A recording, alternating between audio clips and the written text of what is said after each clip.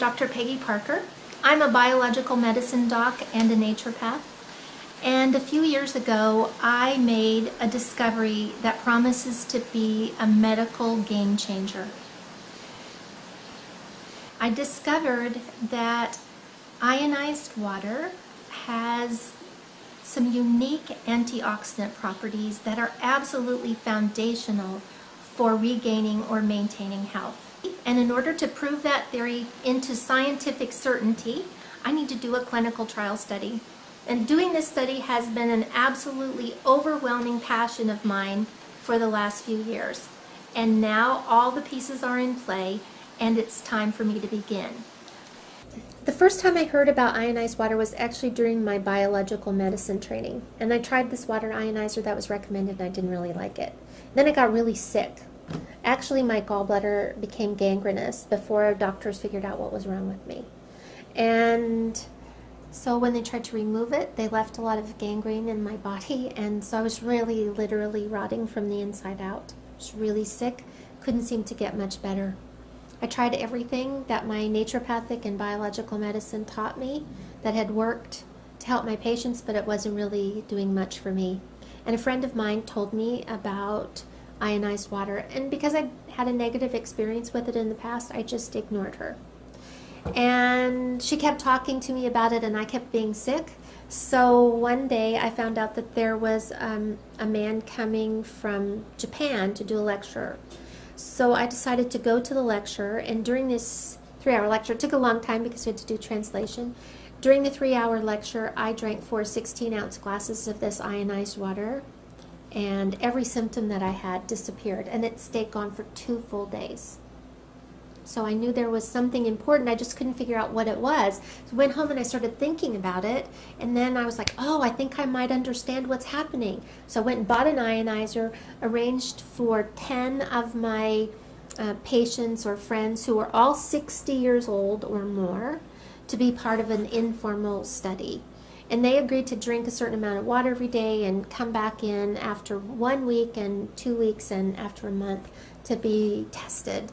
And so what I was doing is testing their blood, their urine, and their saliva, and hooking them up to some machines and kind of looking at things. Their test results were tremendously better. So it wasn't based on symptoms. What I was looking at was how minerals were being introduced into their cells, how the pH, how the cells would change pH, and how the rates of oxidation were changing. And oxidation happens when free radicals bombard your cells. And you have about 100 trillion cells in your body, and every day each one of those cells are assaulted with 10,000 by 10,000 free radicals. That damage is called oxidation. Free radicals are really just atoms or molecules that have lost an electron.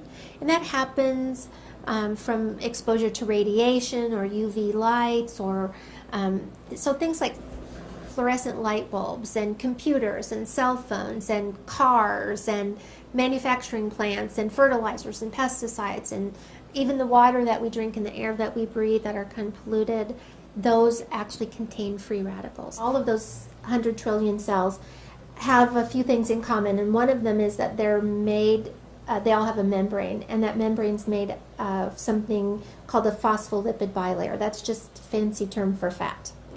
And fat is one of the things that's the most easily oxidized substances in your body. And we can see examples of that in your own kitchen. If you've ever fried anything and then later you try to clean that vent fan in your kitchen and that fat is thick and sticky, that's oxidized fat. Because our cell membranes are made primarily out of fat, as these free radicals enter our bodies, they start stealing electrons from the fat, causing a huge problem. That fat then changes its character. Instead of being a semi-permeable membrane that allows oxygen and water to flow freely in and lets carbon dioxide and a few other waste products out, instead of doing that, it starts to repel water, so the cell becomes dehydrated. It starts to repel oxygen, so now the cell doesn't have enough oxygen to produce energy. And inside the cell, carbon dioxide is trapped and other waste products are trapped, so it effectively makes a very unhealthy cell.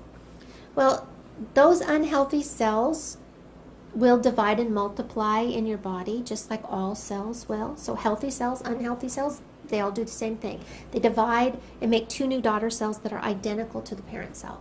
When that happens, we start to see tissues change. We start to see organs change. We start to see glandular systems change.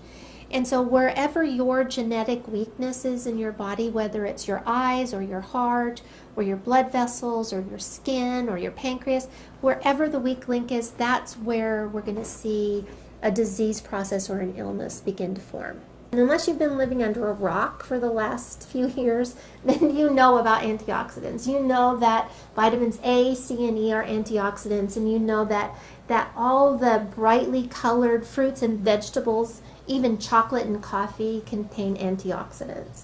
In theory, the more antioxidants you consume, the more reversal of oxidation in your body, or the more it will stop that free radical damage.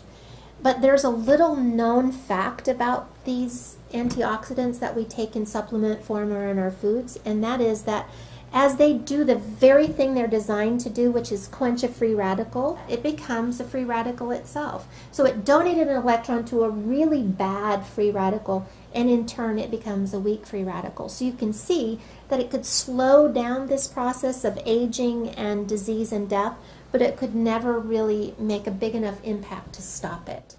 There's an interesting thing about ionized water. As I tested all of my patients, I began to see dramatic changes in the rates of oxidation on their cells. Couldn't figure out why, and then one day it was like a light bulb went off. I'm like, oh, this is about oxidation. What's happening is that as this oxidation disappears on their cells, everything else changes. I've been focusing on the wrong thing the whole time.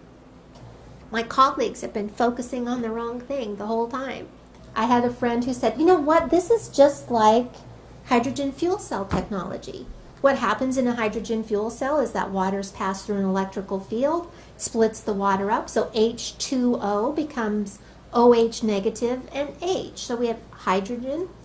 And in the presence of platinum, which exists in all hydrogen fuel cells, those hydrogen easily, freely give up their electrons. So now what do we have? We have a bunch of free electrons. In hydrogen fuel cell technology, those free electrons are put down a little wire and we get electricity. In ionized water, what happens is that those free electrons are recycled into the water. So that as we drink that water, we're actually taking in a bunch of free electrons.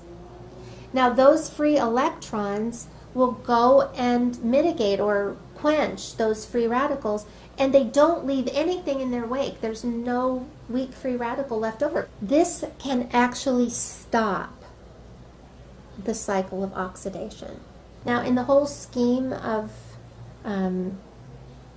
clinical trial studies, the end result is always that there's a product, an end product that's made, like a drug, that can be sold for billions of dollars, so it offsets the cost of the clinical trial studies. In this particular case, I don't sell anything. I'm just trying to help people be well. My very first patient that I lost was 16 years old, and it happened at a time when one of my daughters was 16 years old. This was potentially the hardest thing I've ever been through. And all I could think of was what could I have done differently? How could I have helped her? And then a few years later, I found this technology, and I realized that it was the answer to that question of what could I have done differently and how could I have helped her more. It's my passion to save the world one glass of water at a time. I know it sounds like a lofty goal, but I want to end as much disease and suffering in the world as I can, as fast as I can. I really believe this clinical trial study can be a medical game changer, but these things never happen as a result of just one person's effort. It takes so many people to accomplish a project like this. And with your support, I believe that we can move forward.